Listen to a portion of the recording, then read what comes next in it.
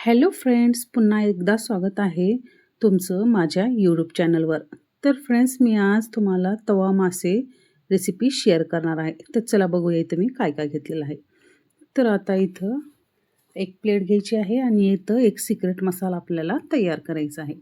तर आता इथं जेवढी आपल्याला मासे आहेत त्या हिशोबाने आपण इथं बेसन पीठ घ्यायचं आहे. आता मी 3 चमचे बेसन पीठ घेतलेलं आहे. आता त्यानंतर त्याच्यात हळदी पावडर ॲड करायची आहे. हळदी पावडर ॲड केल्यानंतर मीठ चवीपुरतं, लाल मिरची जी आपण रेग्युलर वापरतो ते लाल मिरची पावडर ॲड करायची आहे. थोडासा धने पावडर, थोडी जिरी पावडर आणि थोडासा गरम मसाला पावडर आपल्याला ॲड करायची आहे. आता ॲड केल्यानंतर याच्यात लसूणचं पेस्ट आपल्याला ॲड करायचं आहे आणि अर्ध लिंबू याच्यात पिळून घ्यायचं आहे.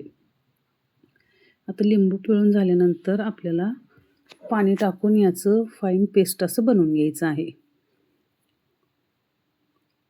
अगोदर पेस्ट करून घ्यायचं आणि त्याच्यात थोडंसं फूड कलर आपल्याला ॲड करायचं आहे.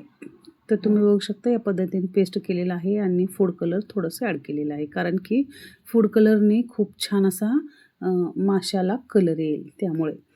तर आता हे व्यवस्थित आपल्याला एकदा मिक्स करून घ्यायचं आहे.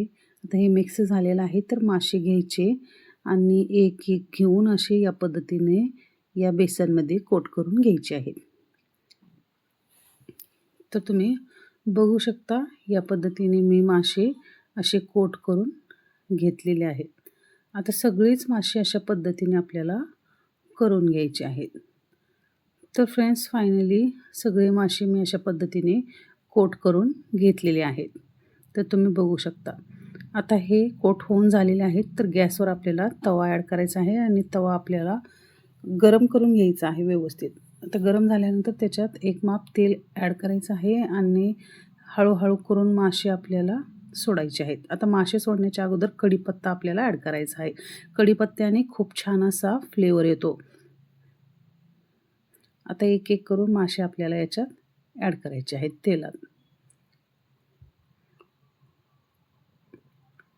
फ्रेंड्स, खूप छान अशी चव येते. तुम्ही एकदा नक्की ट्राय करा आणि तुम्ही जर माझ्या चॅनलवर नवीन असाल तर माझ्या चॅनलला लाईक, शेअर, सबस्क्राईब करायला विसरू नका.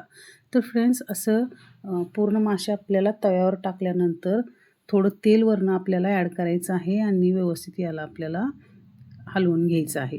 आता त्यानंतर एक साईड आपली 5 मिनटं झालेले आहेत आणि एक साईड आपल्याला दुसरीकडं असं पलटून घ्यायचं आहे आणि दुसरीकडून पण याला व्यवस्थित असं भाजून घ्यायचं आहे.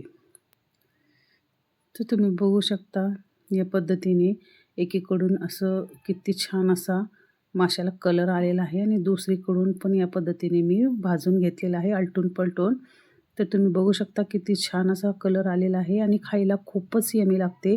तुम्ही एकदा नक्की ट्राय करा आणि तुम्हाला हा माझा व्हिडिओ आवडला असेल तर माझ्या चॅनलला लाईक, शेअर, सबस्क्राईब करायला विसरू नका, जेणेकरून मी नवनवीन असे व्हिडिओ तुमच्यासमोर आणत राहीन. Thanks for watching.